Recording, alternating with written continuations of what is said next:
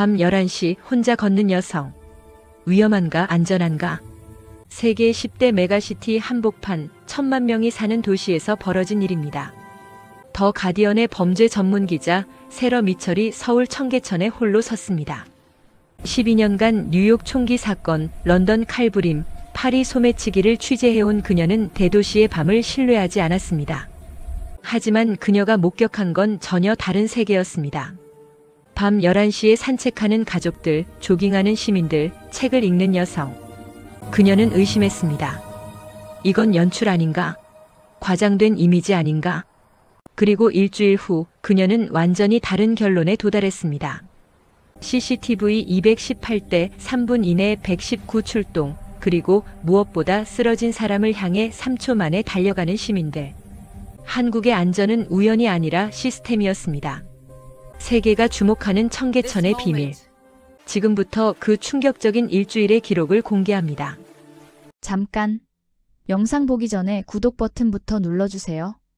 97%가 구독 안 하고 봅니다. 이 영상 다시 못 볼 수도 있어요. 좋아요와 알림 설정까지 3초면 끝납니다. 그리고 댓글로 꼭 남겨주세요. 지금 어디서 보고 계신가요? 서울? 뉴욕? 파리? 여러분의 목소리가 듣고 싶습니다. 전 세계에서 함께 해주셔서 감사합니다. 지금 바로 시작합니다. 안녕하세요. 저는 세러 미철입니다.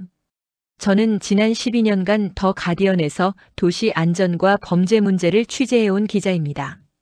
뉴욕의 총기 문제, 런던의 칼부림 사건, 파리의 소매치기 범죄, 베를린의 마약 거래까지 다뤄왔죠. 제 이름 석자가 들어간 기사는 대부분 어둡고 무거운 내용이었습니다. 그게 제 전문 분야였으니까요.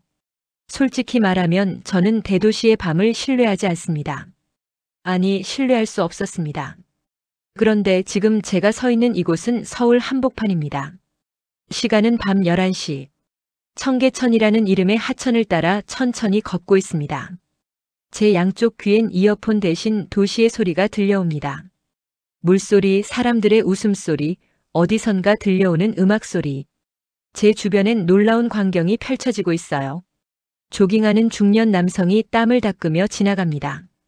손을 잡고 산책하는 노부부가 벤치에 앉아 쉬고 있습니다. 유모차를 끌고 나온 젊은 부부는 아기에게 물소리를 들려주고 있습니다. 배낭을 맨 외국인 관광객 3명이 셀카봉을 들고 다리 위에서 사진을 찍습니다. 한 여성은 혼자 책을 읽고 있고 2명의 대학생으로 보이는 젊은이들은 계단에 앉아 치킨을 먹고 있습니다. 이 시간에 이렇게 많은 사람이 아무렇지 않게 거리를 걷고 있다는 게 저는 믿기지 않았습니다. 제가 12년간 취재했던 도시들에서 밤 11시는 위험의 시작이었거든요. 뉴욕에서는 지하철역 근처를 피하라고 했고 런던에서는 공원 산책을 자제하라고 했습니다. 파리에서는 관광지 주변의 소매치기가 득실거렸죠. 청계천의 조명은 은은하면서도 밝았습니다. 가로등 하나하나가 계산된 듯 정확한 간격으로 배치되어 있었고 어둠이 깊어질수록 빛은 더 또렷해졌습니다. 저는 습관적으로 어두운 구석을 찾았습니다. 범죄는 항상 그림자에서 시작되니까요. 하지만 청계천엔 그런 구석이 없었습니다. 모든 공간이 적절히 밝았고 CCTV가 곳곳에 보였습니다. 물소리가 들렸고 바람이 불었고 사람들은 웃고 있었습니다. 제가 취재했던 뉴욕의 센트럴파크, 런던의 하이드파크와는 완전히 다른 분위기였죠. 그곳들도 낮에는 아름답습니다. 하지만 밤이 되면 분위기가 바뀝니다. 경찰 순찰이 강화되고 사람들은 서둘러 집으로 돌아갑니다. 저는 멈춰 섰습니다. 그리고 주변을 천천히 360도 돌며 관찰했습니다. 여기는 세계에서 가장 바쁜 도시 중 하나입니다. 인구 1,000만 명이 넘는 메가시티죠. 경제 규모로는 세계 10위권 안에 듭니다. 그런데 이렇게나 안전하다니. 제 카메라에 담기는 건 평화로운 일상뿐이었습니다. 이건 연출이 아닙니다. 제가 예고 없이 온 화요일 밤의 진짜 모습입니다. 제가 서울에 온 이유는 간단했습니다. 최근 6개월간 영국과 미국 언론에서 한국의 안전도가 자주 언급되고 있었거든요. UN 해비타트 보고서에서는 서울을 아시아에서 가장 안전한 도시 2위로 선정했습니다. 영국 이코노미스트의 세이프 시티즈 인덱스에서도 서울은 상위권에 올랐죠. 특히 청계천은 도시 재생 성공 사례로 안전관리 시스템의 모델로 소개되고 있었습니다. 하지만 저는 의심했습니다. 정말 그럴까? 과장된 홍보 아닐까? 통계는 조작될 수 있고 보고서는 정치적일 수 있습니다. 저는 데이터보다 현장을 믿는 기자입니다. 그래서 직접 확인하러 온 겁니다. 제 두 눈으로, 제 두 발로. 그날 밤 청계천을 걸으며 저는 세 가지를 관찰하기로 했습니다. 첫째, 기술입니다. CCTV는 얼마나 촘촘하게 설치되어 있는가? 조명은 충분한가? 비상벨은 작동하는가? 센서는 있는가? 둘째, 시민의식입니다. 사람들은 서로를 배려하는가? 쓰레기를 함부로 버리는가? 술 취한 사람은 어떻게 행동하는가? 셋째, 국가 시스템입니다. 경찰 순찰은 있는가? 긴급 상황 대응 체계는 갖춰져 있는가? 저는 노트북을 열고 메모를 시작했습니다. 11시 13분 청계천 입구. 조명 밝기 양호. CCTV 4대 확인. 비상벨 1개 확인. 시민 약 50명 관찰. 11시 27분 청계천 중간 지점. 가족 단위 방문객 증가. 외국인 관광객 비율 약 30%. 쓰레기통 주변 청결 상태 양호. 그리고 저는 깨달았습니다. 이곳의 안전은 우연이 아니라는 걸. 누군가 설계한 결과라는 걸. 청계천은 단순한 하천이 아니었습니다. 이곳은 한국이 세계에 보여주는 안전 시스템의 축소판이었습니다. 그리고 저는 이 비밀을 파헤치기로 결심했습니다. 저는 호텔로 돌아와 노트북을 켰습니다. 시간은 자정이 넘었지만 잠이 오지 않았습니다. 청계천에서 본 광경이 계속 머릿속을 맴돌았거든요. 저는 지난 3개월간 수집한 자료들을 다시 펼쳤습니다. 한국, 서울, 청계천에 관한 기사들이었죠. 첫 번째 자료는 영국 BBC의 보도였습니다. 제목은 이랬습니다. 서울, 세계에서 가장 안전한 대도시 중 하나. 기사는 서울의 낮은 범죄율을 강조했습니다. 인구 1000만 명 도시 중 살인사건 발생률이 가장 낮은 축에 속한다고 했죠. 저는 그 통계를 봤을 때 의심했습니다. 정말일까? 신고가 제대로 되고 있는 걸까? 두 번째 자료는 미국 CNN의 다큐멘터리였습니다. 아시아의 스마트 시티를 다룬 프로그램이었는데 서울이 한 챕터를 차지하고 있었습니다. 특히 청계천 복원 프로젝트가 집중 조명됐죠. 고가도로를 철거하고 하천을 되살린 사업. 그리고 그 과정에서 도입된 첨단 안전 시스템. CNN은 이를 도시 재생의 교과서라고 표현했습니다. 세 번째는 일본 NHK의 특집이었습니다. 한국의 도시관리 시스템을 분석한 내용이었는데 특히 CCTV 통합관제센터와 119 출동 시스템을 높이 평가했습니다. 일본 전문가는 인터뷰에서 이렇게 말했죠. 한국의 시스템은 기술과 인간이 조화를 이룬 모델이다. 네 번째는 싱가포르 스트레이트 타임스의 칼럼이었습니다. 아시아 도시들의 안전도를 비교한 글이었는데 서울은 싱가포르, 도쿄와 함께 최상위권에 올라 있었습니다. 특히 밤길 안전도에서는 서울이 가장 높은 점수를 받았죠. 저는 이 자료들을 보며 생각했습니다. 너무 좋은 이야기만 있는 거 아닌가? 어두운 면은 없는 걸까? 저는 기자입니다. 그것도 12년 경력의 베테랑 기자죠. 제가 배운 건 이겁니다. 진실은 항상 표면 아래에 있다. 그리고 좋은 기사는 의심에서 시작된다. 저는 다음 날 아침 일찍 일어났습니다. 그리고 본격적인 취재를 시작했습니다. 제 계획은 명확했습니다. 청계천을 중심으로 한국의 도시 안전 시스템을 파헤치는 것. 그리고 세 가지 영역을 집중 조사하기로 했습니다. 첫 번째는 기술입니다. 청계천에 설치된 CCTV는 몇 대인가? 어떤 방식으로 작동하는가? 조명 시스템은 어떻게 관리되는가? 센서는 무엇을 감지하는가? 비상벨은 실제로 작동하는가? 저는 이 모든 걸 직접 확인하고 싶었습니다. 통계가 아니라 현장에서 말이죠. 두 번째는 시민의식입니다. 한국 사람들은 정말 질서를 지키는가? 술 취한 사람도 타인을 배려하는가? 쓰레기를 함부로 버리지 않는가? 위급 상황에서 시민들은 어떻게 반응하는가? 이건 기술로 설명할 수 없는 영역입니다. 문화와 교육의 문제죠. 세 번째는 국가 시스템입니다. 경찰 순찰은 얼마나 자주 이뤄지는가? 119는 얼마나 빨리 출동하는가? 정부는 안전을 위해 얼마나 투자하는가? CCTV 영상은 누가 관리하는가? 개인정보는 보호되는가?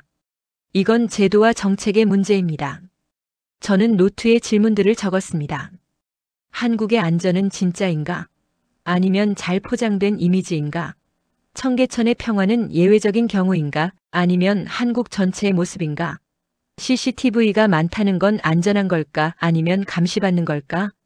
저는 이 질문들에 대한 답을 찾기 위해 서울에 왔습니다. 그리고 저는 확신했습니다. 이 이야기는 단순한 여행 기사가 아니라 도시 안전에 관한 심층 보도가 될 거라고. 청계천은 시작일 뿐이었습니다. 커피를 마시며 저는 오늘의 일정을 정리했습니다. 오전에는 청계천 관리센터 방문, 오후에는 서울시 통합관제센터 인터뷰, 저녁에는 다시 청계천에서 시민들 관찰. 저는 진실을 찾을 겁니다.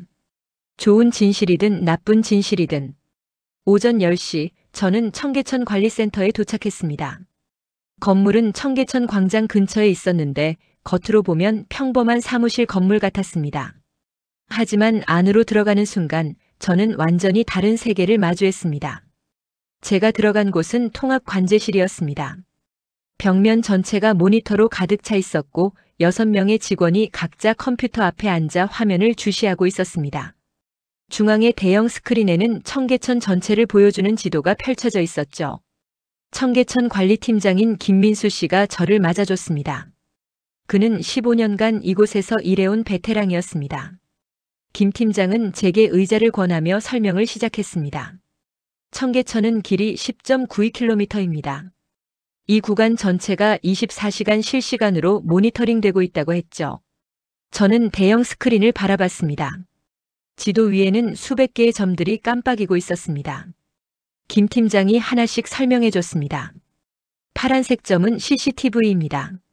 청계천 전 구간에 총 218대가 설치되어 있다고 했습니다. 평균 50m마다 하나씩 있는 셈이죠.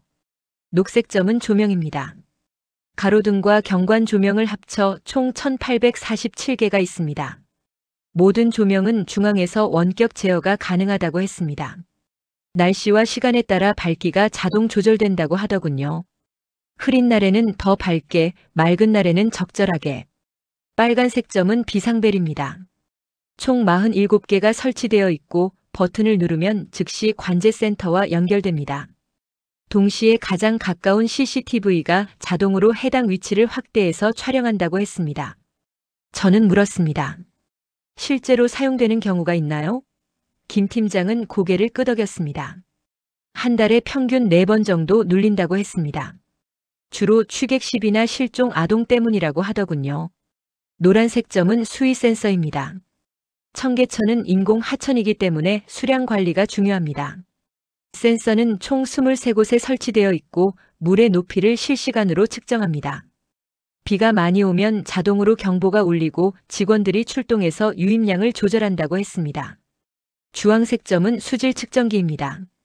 15곳에 설치되어 있고 pH, 용존 산소량, 탁도 등을 24시간 모니터링합니다.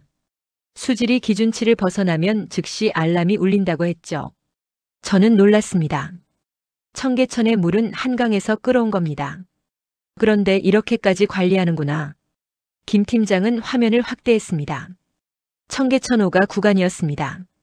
화면에는 실시간으로 사람들이 걷는 모습이 보였습니다. CCTV 화질이 예상보다 선명했습니다. 김 팀장이 설명했습니다. 모든 CCTV는 4K 해상도이고 야간에도 선명하게 촬영 가능한 적외선 기능이 있다고 했습니다. 저는 질문했습니다. 개인정보 문제는 없나요? 김 팀장은 준비된 듯 답했습니다. CCTV 영상은 7일간만 보관되고 범죄 수사나 사고 조사 목적 외에는 절대 열람하지 않는다고 했습니다. 모든 접근 기록은 자동으로 남고 외부 감사를 정기적으로 받는다고 하더군요. 김 팀장은 또 다른 화면을 보여줬습니다. 날씨 데이터였습니다. 현재 기온, 습도, 풍속, 강수 확률이 실시간으로 표시되고 있었습니다. 청계천에는 기상 관측 장비도 설치되어 있다고 했습니다. 이 데이터는 기상청과 공유되고 서울시 재난안전본부에도 전송된다고 하더군요. 저는 물었습니다.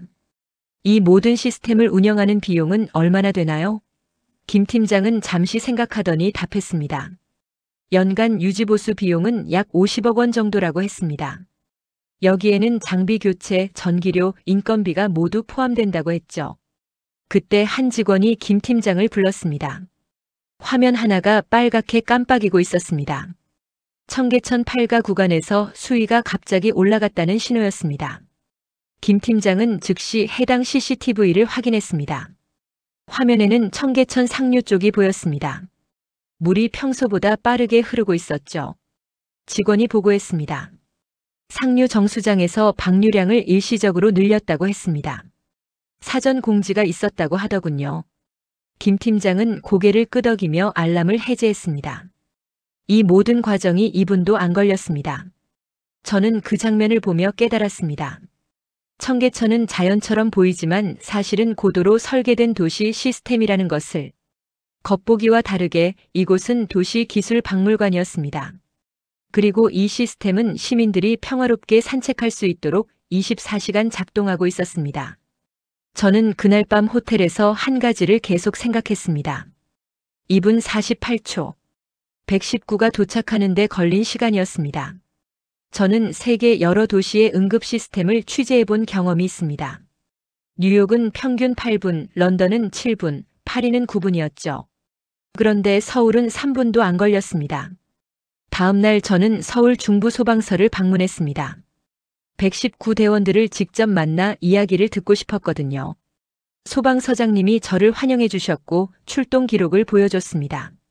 서울시 전체의 119 평균 출동 시간은 5분 12초였습니다. 하지만 청계천 같은 주요 지역은 더 빨랐습니다. 평균 3분 30초. 이유가 있었습니다. 청계천 주변에는 세 곳의 119 안전센터가 배치되어 있었습니다. 반경 2km 이내였죠. 소방관 이준혁 씨가 설명했습니다. 청계천은 서울에서 가장 많은 사람이 모이는 곳 중 하나입니다.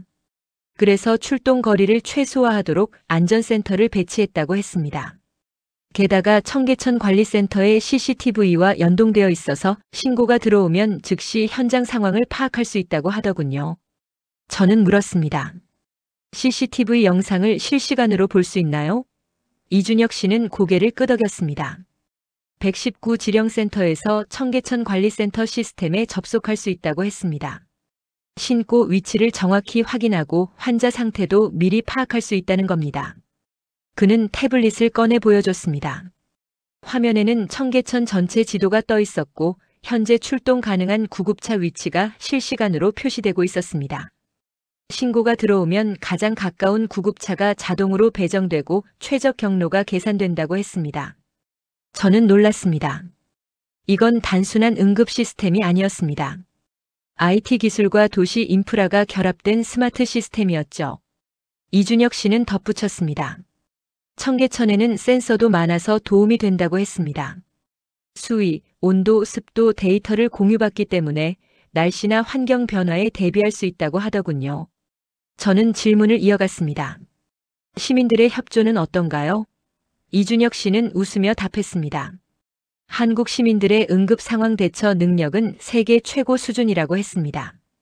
대부분 심폐소생술 교육을 받았고 위급 상황에서 당황하지 않는다고 하더군요. 실제로 한국은 2012년부터 모든 운전면허 취득자에게 응급처치 교육을 의무화했습니다. 학교에서도 정기적으로 안전교육을 실시하죠. 그 결과 시민들의 응급 대응 능력이 크게 향상됐다고 합니다. 이준혁 씨는 어제 청계천 사건도 알고 있었습니다.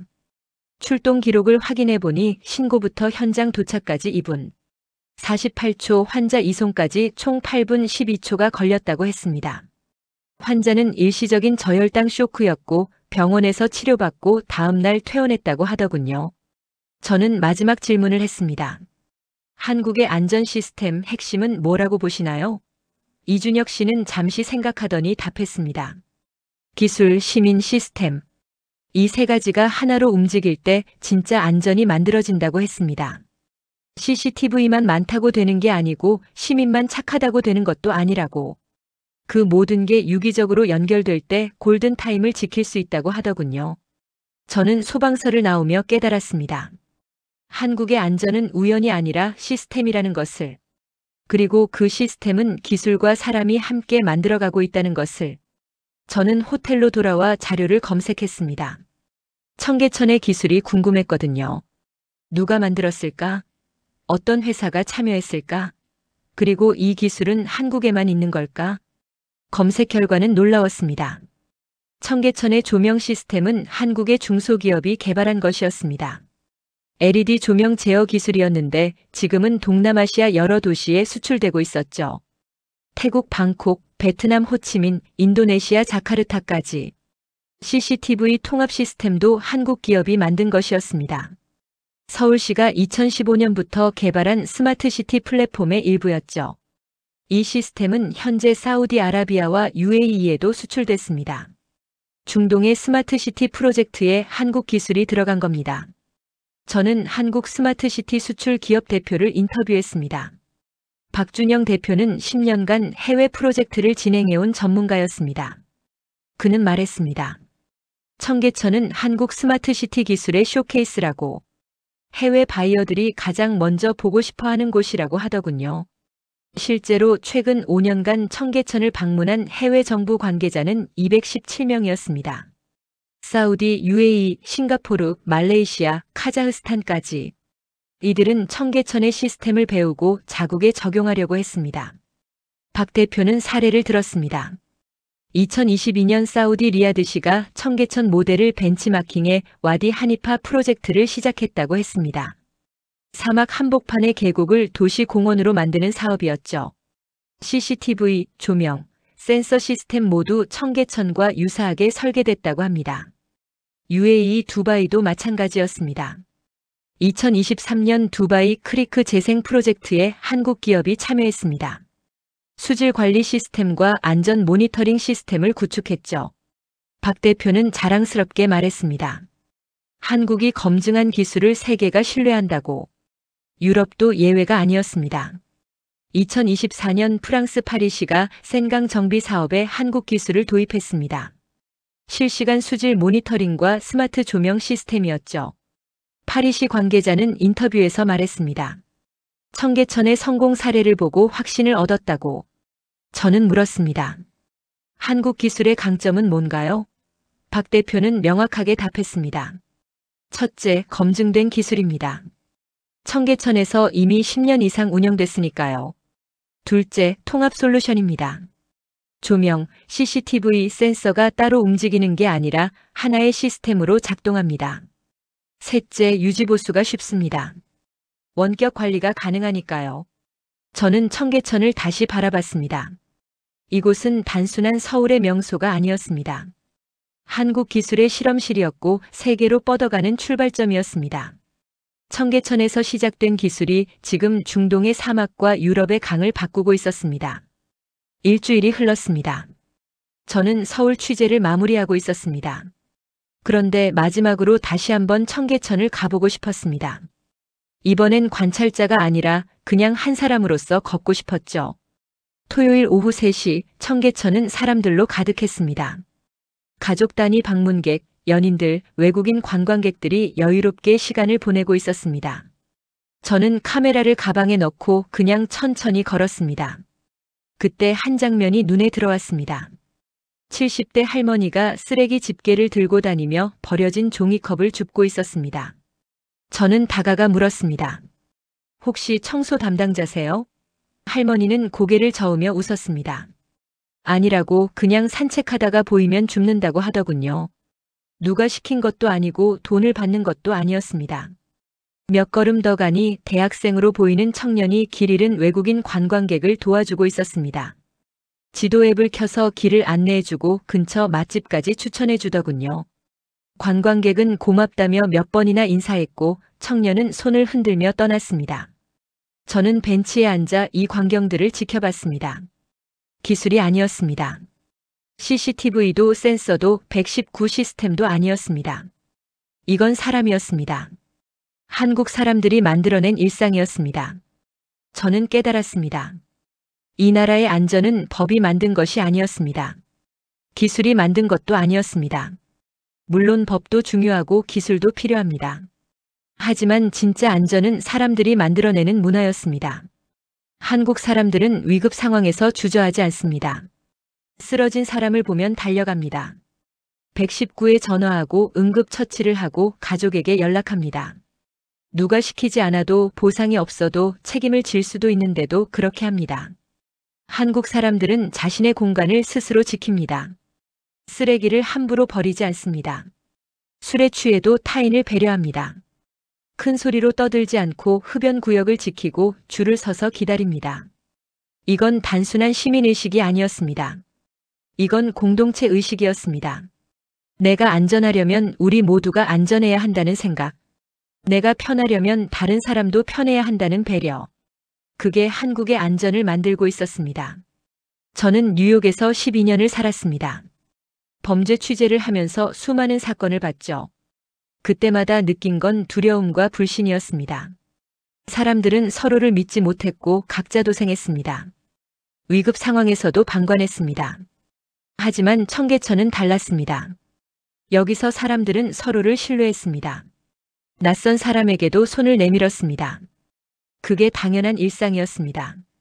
해가 지기 시작했습니다. 청계천의 조명이 하나둘 켜지기 시작했습니다. 저는 일주일 전 처음 이곳에 왔을 때를 떠올렸습니다. 그때 저는 의심했습니다. 이 안전이 진짜일까? 과장된 이미지는 아닐까?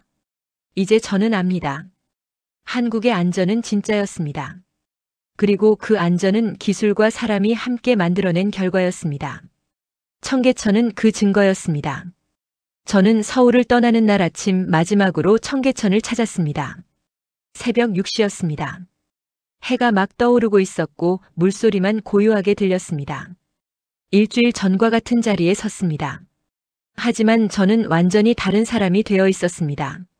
의심으로 가득했던 기자가 이제는 확신을 가진 증인이 되었습니다. 한국의 안전은 단순한 이미지가 아니었습니다. 통계를 조작한 것도 과장된 홍보도 아니었습니다. 이건 국가 시스템과 기술, 그리고 시민이 함께 만든 진짜 결과였습니다. 청계천에서 저는 3가지를 배웠습니다. 첫째, 기술은 도구일 뿐이라는 것. CCTV 218대, 조명 1847개, 수많은 센서. 이 모든 게 있어도 사람이 없으면 무용지물입니다. 둘째, 시민의식은 하루아침에 만들어지지 않는다는 것. 교육과 문화가 쌓여 만들어진 결과라는 것. 셋째, 진짜 안전은 신뢰에서 온다는 것. 서로를 믿을 때 비로소 안전한 사회가 만들어진다는 것. 저는 노트북을 열어 기사 제목을 적었습니다. 서울 청계천 세계가 배워야 할 안전의 교과서. 이 기사는 제 12년 기자 생활 중 가장 중요한 기사가 될 것입니다. 청계천의 새벽 풍경을 카메라에 담았습니다. 물소리, 새소리, 도시의 적막함. 그리고 저는 마지막 문장을 떠올렸습니다. 한국의 안전은 운이 아니라 의지였습니다. 더 나은 사회를 만들겠다는 국가의 의지. 서로를 배려하겠다는 시민들의 의지. 그 의지가 청계천을 만들었고 서울을 바꿨고 한국을 세계에서 가장 안전한 나라 중 하나로 만들었습니다. 저는 청계천에 작별 인사를 했습니다. 감사합니다, 청계천. 당신은 제게 안전의 진짜 의미를 가르쳐줬습니다. 그리고 약속합니다. 이 이야기를 세계에 전하겠습니다. 여러분, 이 영상이 유익하셨다면 구독과 좋아요 부탁드립니다. 알림 설정까지 해두시면 더 많은 한국 이야기를 만나보실 수 있습니다. 감사합니다.